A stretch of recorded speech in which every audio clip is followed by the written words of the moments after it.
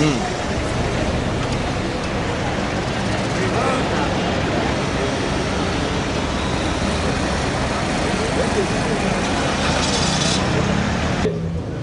nous sommes retrouvés sur instruction de la direction stratégique de l'opposition pour examiner les calendriers électoraux présentés par la CENI le 12 février 2015.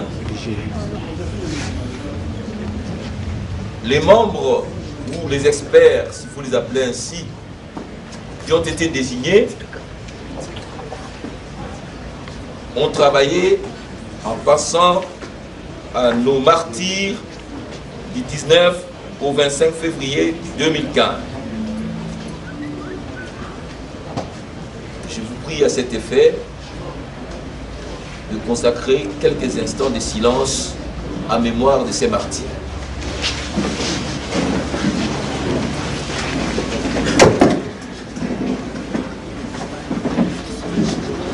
Merci. Vous vous souviendrez donc que le vendredi 27 2015, cette donc journée, au siège du FONUS à Kasavubu, après ce que je vous ai dit, l'analyse approfondie du calendrier des élections de 2015, publiée par la CENI, l'opposition politique voudrait rappeler que le calendrier des élections provinciales, urbaines, municipales et locales de 2015 et des élections présidentielles et législatives de 2016 est l'acte réglementaire de mise en œuvre de la loi électorale. Cette déclaration sera présentée en 3 temps. Nous allons d'abord vous donner le pré-acte, c'est-à-dire ce qui s'est passé avant. Vous ne comprendrez pas la logique qui sous-tend la position de l'opposition congolaise. Après le pré-acte, un collègue, le rapporteur, vous donnera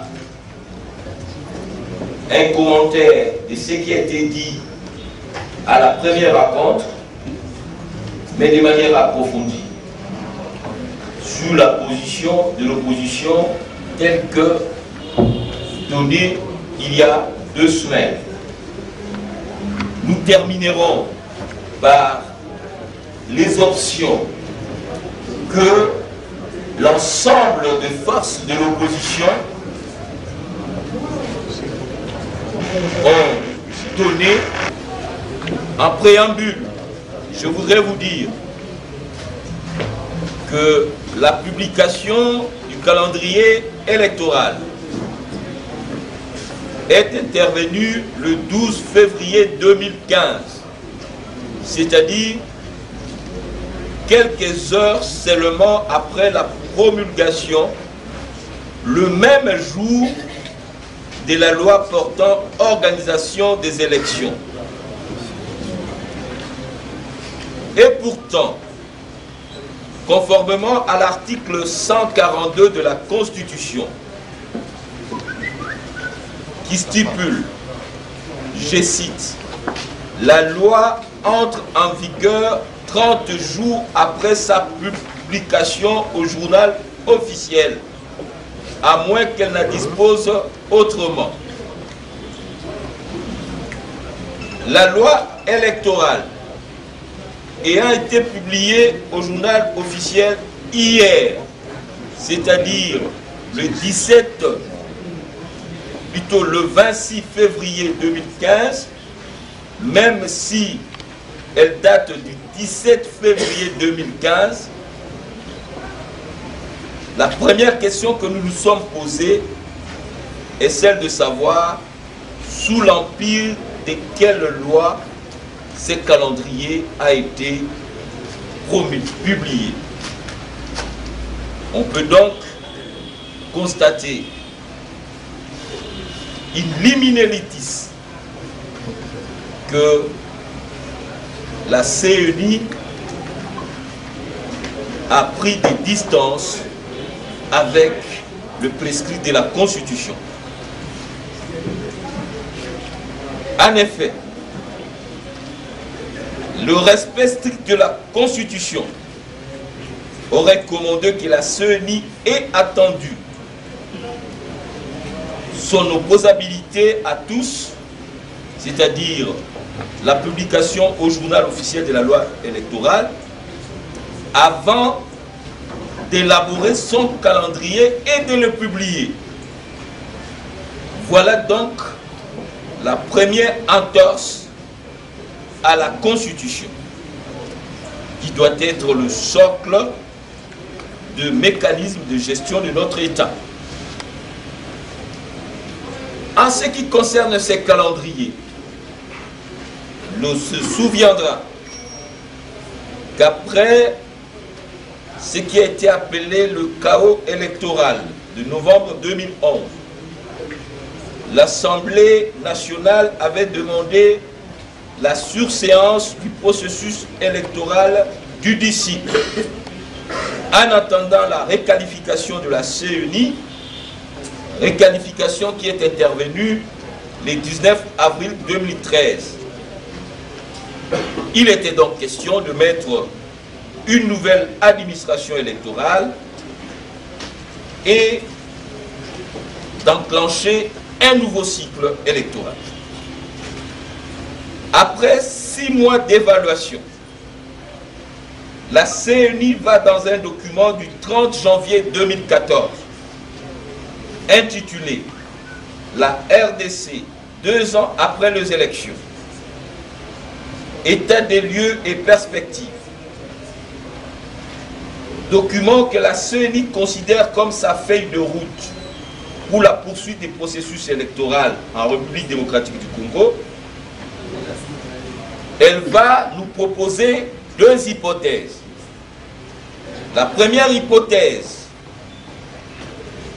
consistait à organiser les élections municipales et locales au suffrage direct en 2015. Ensuite, organiser des élections au suffrage indirect des députés provinciaux, de gouverneurs, des sénateurs, des chefs de secteur, des bourgmestres, des conseillers de communes et des chefferies et des secteurs, toujours en 2015, mais au suffrage indirect, comme je l'ai dit. En 2016, devaient alors intervenir les élections des députés et du président de la République. La deuxième hypothèse, la CENI proposait l'organisation des élections municipales et locales au suffrage universel direct en 2015.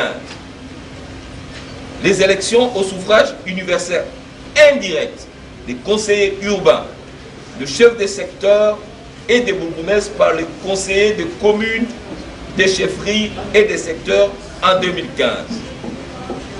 Des élections au suffrage universel direct des députés provinciaux, des députés nationaux et du président de la République en 2016.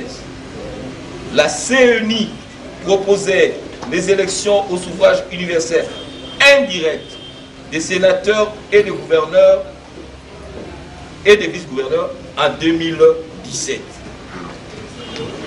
En réalité, le choix de la CENI était déjà fait. La première hypothèse était en fait une décision de cet organe qui était en ligne directe de la position du chef de l'État et du gouvernement. Il s'agissait donc d'organiser des élections au suffrage universel, mais indirectes. Cette démarche spécieuse de la CENI sera contestée aussi bien au plan interne qu'international, car elle provoquait des opérations qui exigeaient la révision de certaines dispositions constitutionnelles verrouillées par l'article 220, notamment les articles 197. Il faut aussi rappeler que l'Assemblée nationale ne s'est prononcée sur aucune de ces deux hypothèses. Aussi, le manœuvre de la CENI comportait des ambiguïtés, notamment sur l'organisation d'un référendum évoqué par l'abbé Maloumalou à Bruxelles en janvier 2014, ou encore d'un recensement qu'il tirait de toutes pièces d'une disposition de la loi organique du 19 avril 2013, manifestement irrélevante, à savoir l'article 9, alinéa 10. Il apparaissait que la CENI était dans un schéma d'entêtement et malgré les appels à la prudence des uns et des autres, la CENI va rendre publique la décision numéro 12/CEN/AP/14 du 26 mai 2014 portant publication du calendrier des élections urbaines, municipales et locales. Ce calendrier sera rejeté par l'opposition et la société civile et même par la communauté internationale qui exigeait un calendrier global et consensuel. La CENI va donc refuser formellement la publication d'un calendrier global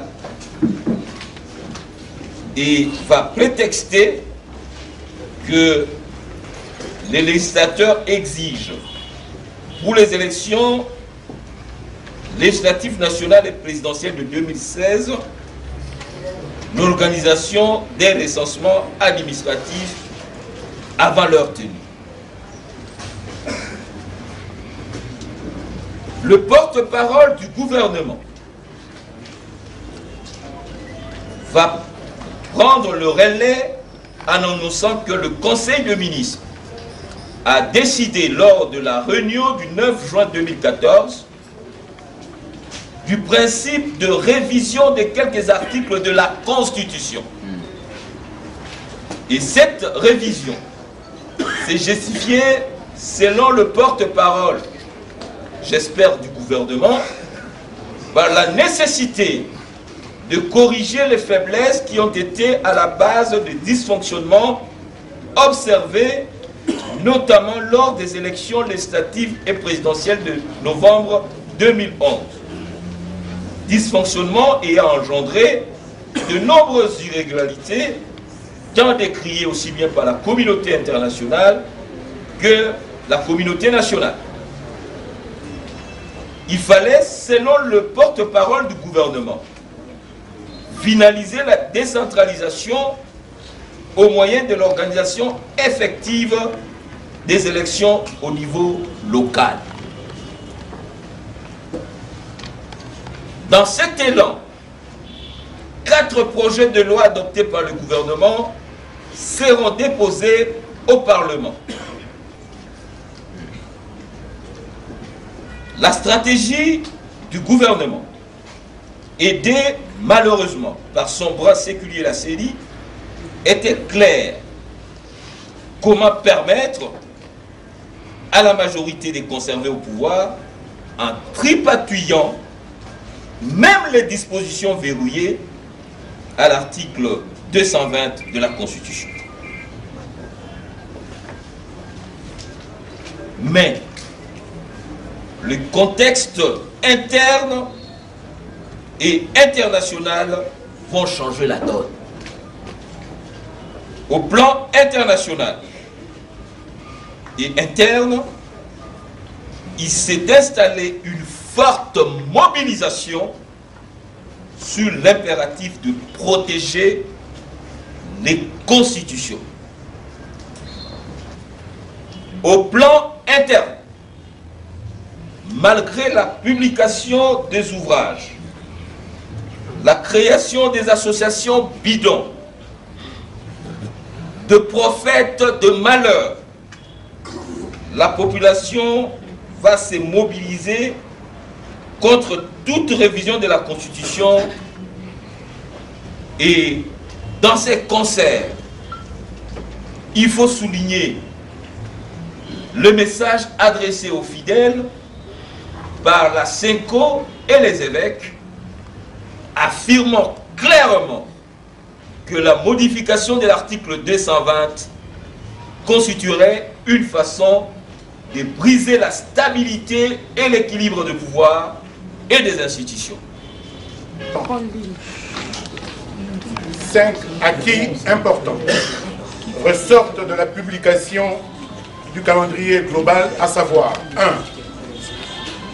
Le calendrier global est la conséquence de la volonté populaire exprimée lors des événements du 19 au 25 janvier 2015 et traduit le refus par le peuple congolais du maintien de M. Kabila au pouvoir au-delà de 2016. 2. L'option de la CENI d'éviter la terminologie et les concepts belligènes expurgés par le Sénat et restaurés par l'Assemblée nationale, même si dans son fond, le calendrier traduit la volonté de tirer les choses en longueur ou carrément de bloquer le processus. 3. L'acceptation du principe suite aux déclarations du président du Sénat et du président de l'Assemblée nationale dans les 4 langues nationales faites le 25 janvier 2015, juste après l'adoption de la nouvelle loi électorale, que les élections à venir, y compris la présidentielle et les législatives de 2016, ne seront pas conditionnées par un quelconque recensement ou une identification organisée par le NIP, même si, dans la loi électorale, le recensement demeure un impératif pour des élections législatives nationales et l'élection présidentielle. 4. La confirmation du principe de l'intangibilité de l'article 220 de la Constitution est aussi un autre acquis. 5. Surtout, la fixation non seulement de la date des élections présidentielles et législatives au 27 novembre 2016, mais aussi l'assurance de la prestation de serment du nouveau président élu le 20 décembre 2016. Toutefois, ce calendrier présente des faiblesses et pose des difficultés multiples. Le calendrier est non consensuel. Il est vrai que la CENI est détentrice du pouvoir légal d'élaborer et de publier le calendrier électoral. Seulement, pour l'opposition politique et les organisations de la société civile, le consensus recherché autour du calendrier électoral est consubstantiel à la démocratie en ce qu'il nous permettra, dans une démarche participative de toutes les parties prenantes, de nous mettre d'accord sur les règles du jeu. Autrement, nous créons nous-mêmes en amont les conditions de contestation des résultats, et si tel est le cas, il faut dès à présent désespérer des élections apaisées en République démocratique du Congo. Sauf si la CENI projette à dessein un désordre généralisé qui profitera à une des parties au détriment de l'intérêt général. Le calendrier est irréaliste. L'irréalisme de ce calendrier procède des incertitudes liées au nombre élevé des contraintes externes listées par la CENI, et le calendrier n'offre pas des garanties suffisantes que les institutions concernées par ces contraintes les rencontreront à bonne date. En fait, la démarche de la CENI renferme l'objectif de faire constater, le moment venu, à l'ensemble des partenaires, de l'impossibilité d'organiser ces élections dans les délais. Un projet funeste de fait accompli, inacceptable. car ce calendrier est un véritable défi national, dans la mesure où il sera question d'organiser près de 13 scrutins en 2 ans, dont 6 scrutins directs et 7 scrutins indirects. Il faut mentionner aussi les contraintes administratives. En effet, il faudra compter avec plus ou moins 1500 circonscriptions électorales, faites des entités territoriales décentralisées, et en faisant une multiplication de ces entités par rapport à ceux de 2011, nous aurons plus ou moins 220 000 candidats. Notamment l'enrôlement des électeurs, la production des textes et lois en rapport avec ces élections, les moyens financiers et logistiques à déployer, les impératifs du temps qui nous reste pour organiser les élections importantes de 2016 dans les délais constitutionnels, et mus par le souci de protéger effectivement notre jeune démocratie. L'opposition politique ainsi que les organisations de la société civile recommandent que ces élections soient carrément renvoyées après 2016 pour une programmation rationnelle par les animateurs élus des institutions issues des élections de 2016.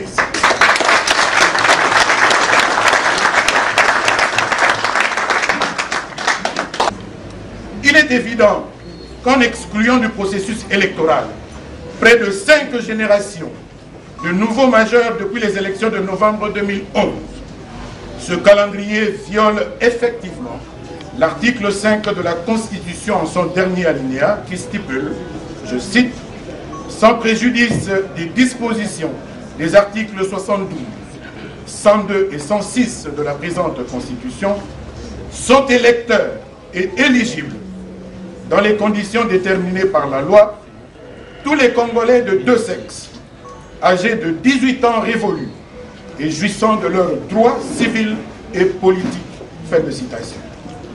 Deuxième entorse à la Constitution de la République. Aussi, en refermant les germes de glissement, ce calendrier est tout autant inconstitutionnel. Troisième entorse à la Constitution. Mais ce calendrier est dangereux. Tenez, une élection est composée d'une série de blocs de construction intégrés et toutes les parties du système sont en interaction et s'influencent mutuellement.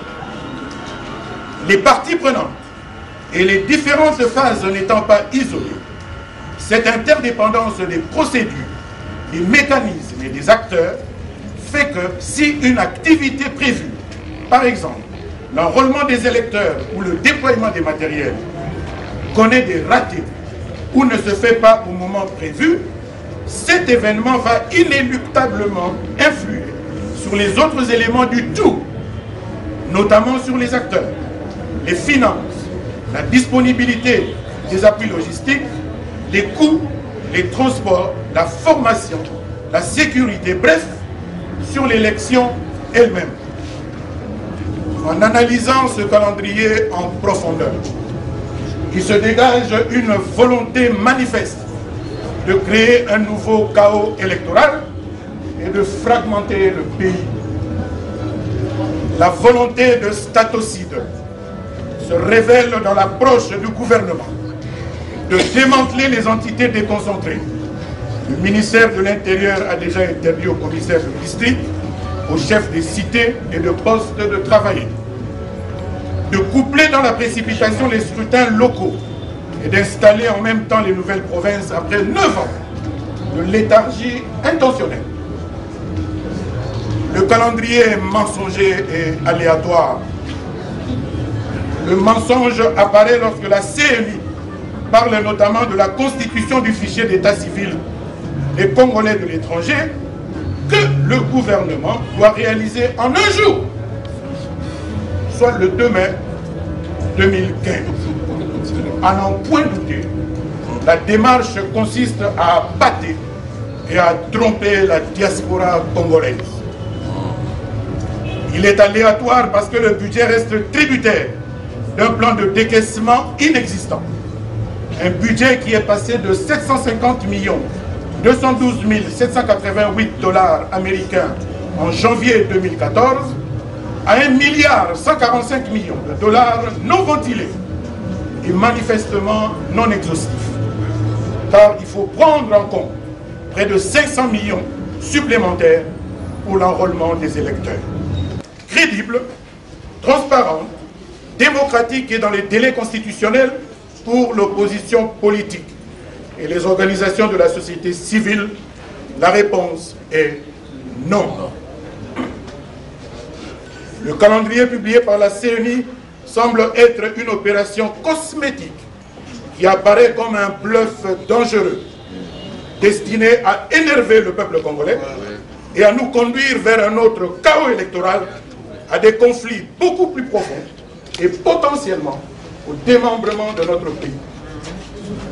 Le chronogramme de la CENI est fait contre le temps et pose des sérieux problèmes sur les plans juridiques, opérationnels, financiers, logistiques et sécuritaires, tout en bousculant la Constitution de la République, notre socle démocratique, notre existence.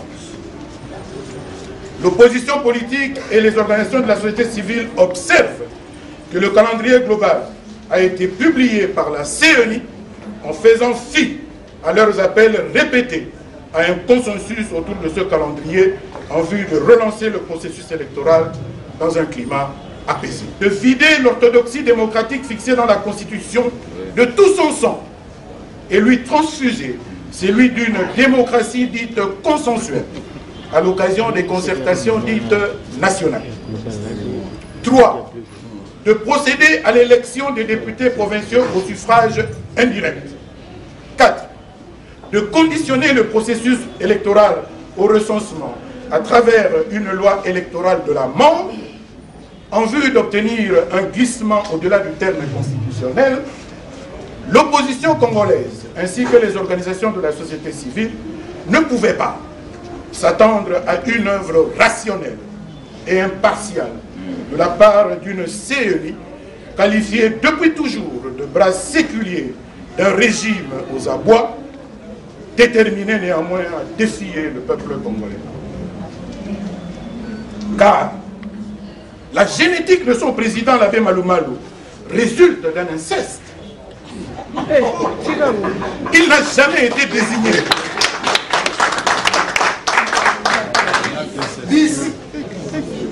La génétique de son président, l'abbé Malou Malou, résulte d'un inceste. Il n'a jamais été désigné par l'Église catholique. La même Église catholique.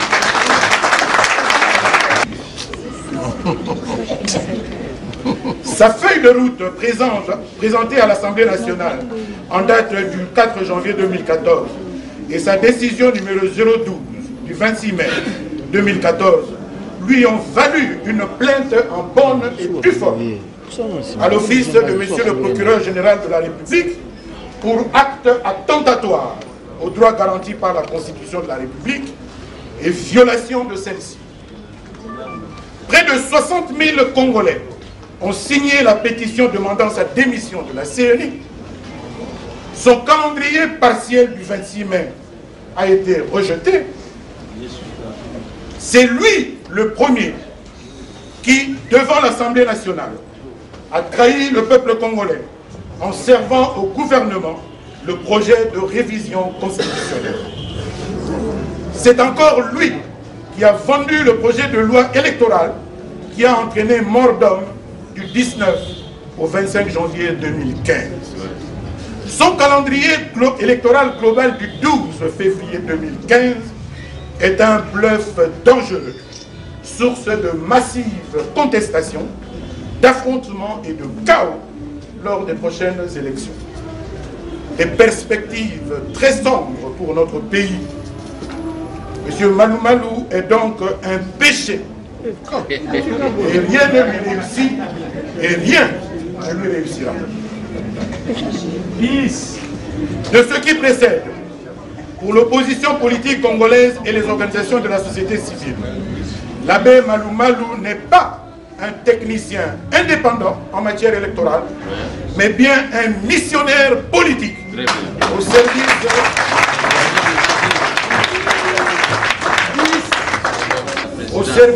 la mouvance kabiliste et en soutien à une logique autoritaire visant l'insécurité généralisée dans notre pays.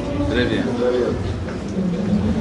Une élection, nous l'avons dit, est un continuum composé d'une série de blocs de construction intégrés qui font que toutes les parties prenantes sont en interaction et s'influencent mutuellement.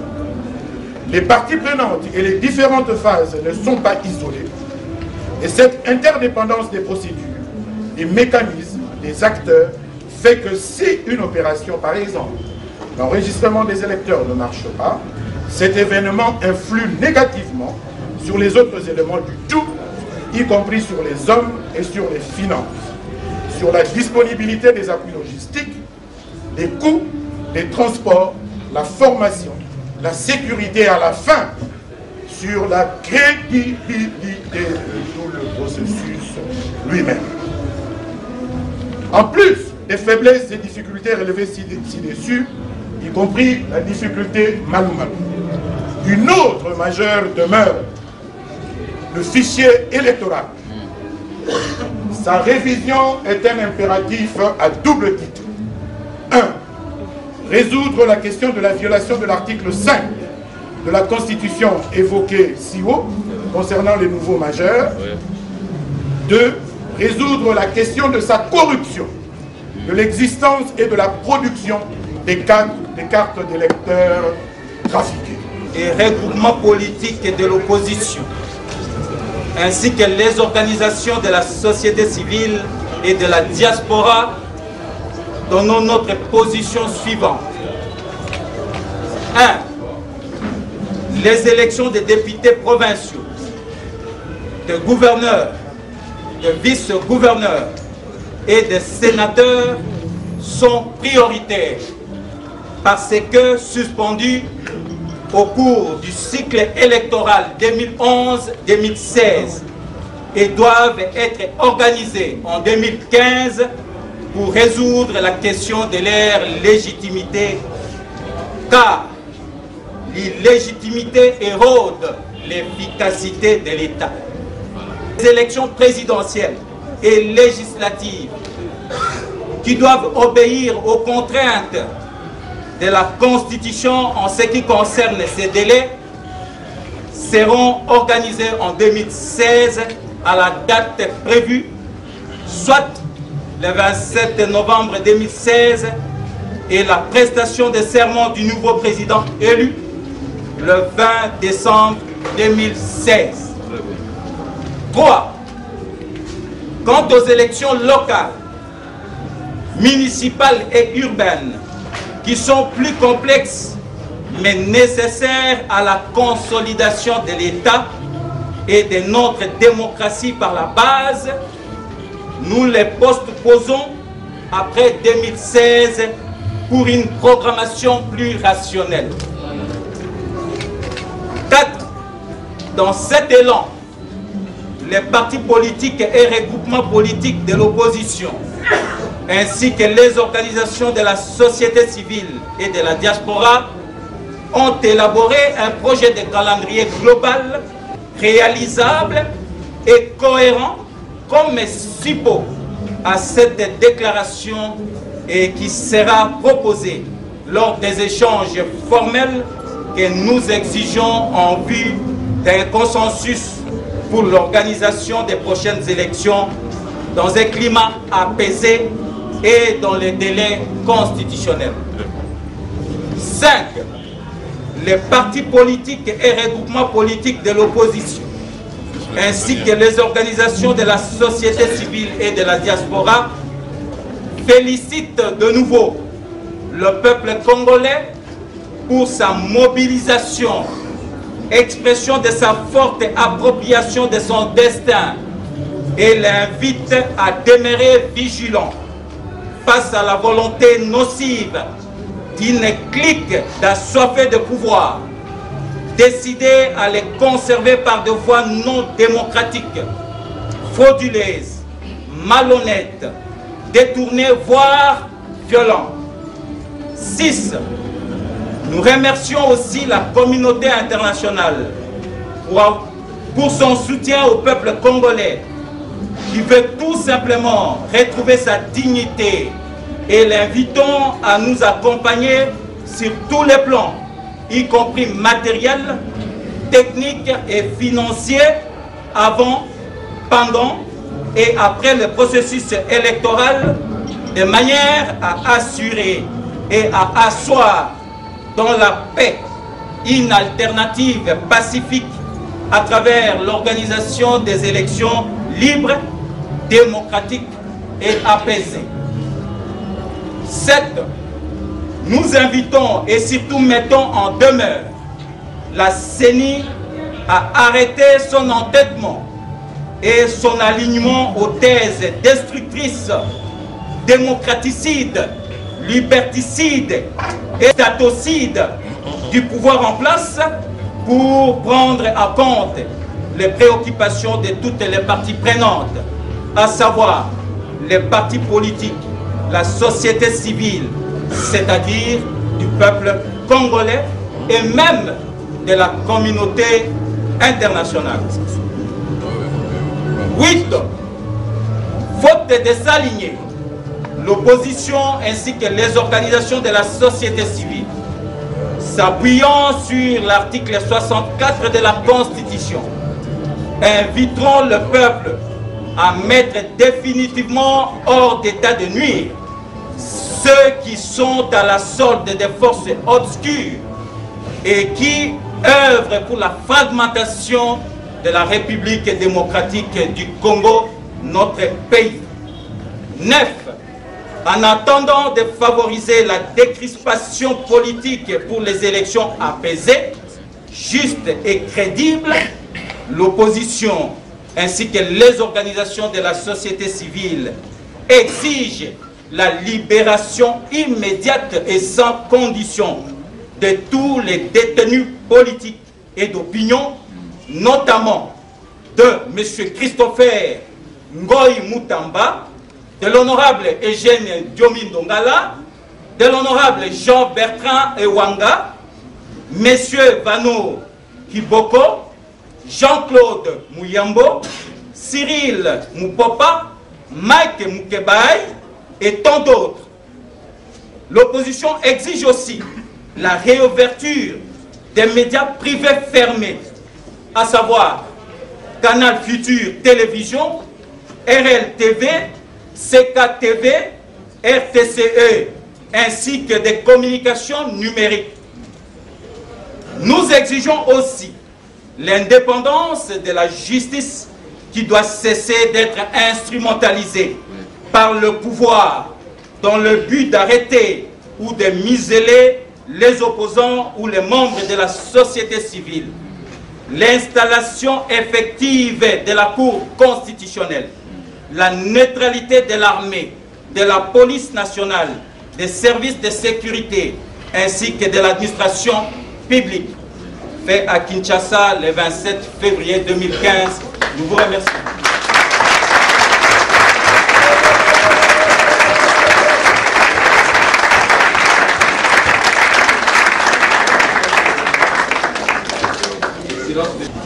Nous voulons informer les amis de la presse que, en annexe de cette note technique, la commission a, sur instruction de la modération, élaboré un chronogramme, un cycle électoral 2015, 2017, 2018, parce que nous n'avons pas fait seulement une déclaration, mais nous avons une proposition qui sera soumise lors de discussions.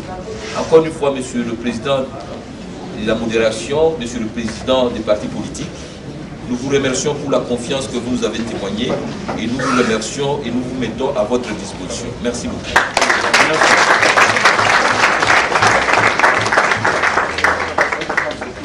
Bon. Mesdames et messieurs, chefs des partis politiques, honorables sénateurs, ici présents, et si vous avez attendu la voix de l'opposition, Cette lecture a été faite par la bouche des individus, mais aussi par plusieurs bouches et consciences. Tout le monde ici présent, nous sommes solidaires à cette déclaration et nous allons marcher qu'avec cette déclaration. Le mardi à 10 h, tous les chefs de partis politiques seront au bureau de la CENI pour aller déposer officiellement cette déclaration à la CENI, Sénat, Assemblée nationale, Monesco et Synco. Donc, le mardi à 10 h, nous venons ici, nous faisons cortège vers tous ces endroits. Quand on a considéré OK avant. Mais na biso nyonso tokei mulongo, tokei kotika biloko wana, pambate, il faut respecter et la déclaration et l'acte posé. Il faut batoa na bazwa mikanda wana officiellement bato nyonso peuple na biso bamona. Ba sénateur na ba député ba wana nde baza ba porte-voix na biso. Bango il faut bazala mukolo wana mutuna mutachi pantalon na ye na estomac po biso tokende ko déposer biloko wana. Donc na banja bande ko na biso booti koyoka oyo opposition apesi bino lelo makambo eza kobanda sikoyo na kati ya peuple na biso bayebake sikoyo bakomona oyo babandaki kolinga unité ya opposition etokolakisa ezala mutu nyonso na kati ya CENI oyo aza na esprit ya kosala volonté ya M. Kabila tokolakisa yeke lelo na République démocratique du Congo volonté ensemble na peuple na biso de kosalama na mabele ya bakoko na biso.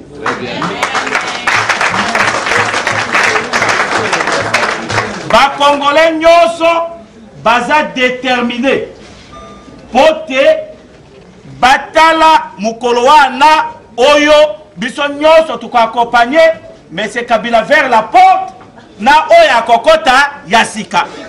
Muto oyo aza na mubangi atia mubangi na frigo, muto oyo aza na mubangi atia yango na kati ya congélateur po ekangama. Oyo nyonso aza peuple kazali mwana ya mboka oyo. Nous sommes déterminés, ça fait plus de 10 ans Kabila na batu na ye baza komema biso ndenge bango balingi sikoyo tokolakisa bango que le peuple est décidé pour le voir dehors. Ce qui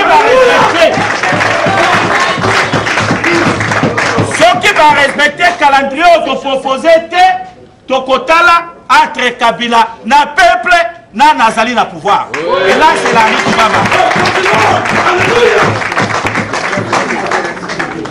Mais ce qui est plus important, c'est la conduite de la biso moko. Awa ndenge tozaboye ezaneti tosali deal. Deal na biso ça veut dire tout doit être parmi nous, pas en dehors de nous. C'est deal ou les arbres. Donc ce que toza na mabe na banini qu'on se corrige entre nous. Il ne faut plus toyoka ba murmure awa olingi tete ya muto yote. C'est impossible parce que même yo osala la politique muzanza mete.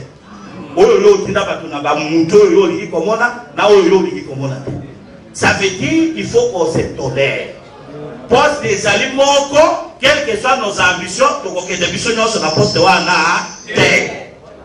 c'est Dieu qui fait qu'il a déjà choisi. Alléluia. Donc, je crois que même c'est juste pour la sécurité na biso. Pour te identifier aux fonction nini, aux nini place nini, il faut tout tirer parce que tout celui qui fait politique aime les égards particuliers. Ce qui est politique, femme ou homme, à quelque niveau que ce soit, vous allez attention à été, vous l'avez déjà choqué. C'est comme ça que vous voyez que nous faisons tout pour que ordre ça. Nous, c'est avec le concours de tout le monde ici.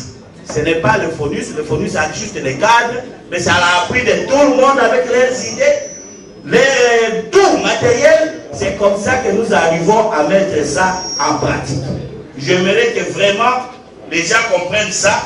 Et puis, pour désorganiser, et possible que les sous terre. Parce que degré à conscience, c'est au commun à Yango. Et comme impossible. Bâtonnet qui puisse que moi, pouvoir, je dois continuer au chômage. J'ai tout fait dans ce pays pour continuer dans le chômage. Donc, c'est pour ça.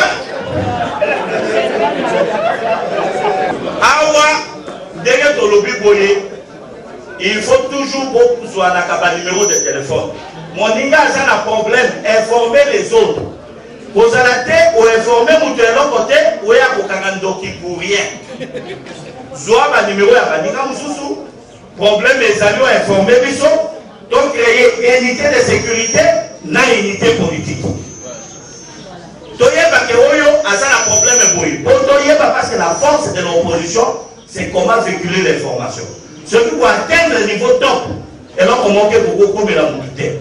Alors, le procès Zalakawa, Ebele, il y a Vivine, Kamene, et puis procès Moussou, Yabatika, na Makala, tout ça là, il est vrai, Tangoana, même Ngaï Nazalaki hésitant, on a que dans la Bilokoana. Mais c'est quoi ce qu'il y a à côté? Vous comprenez? Donc, les amis, maintenant, c'est tout le monde qui sera là.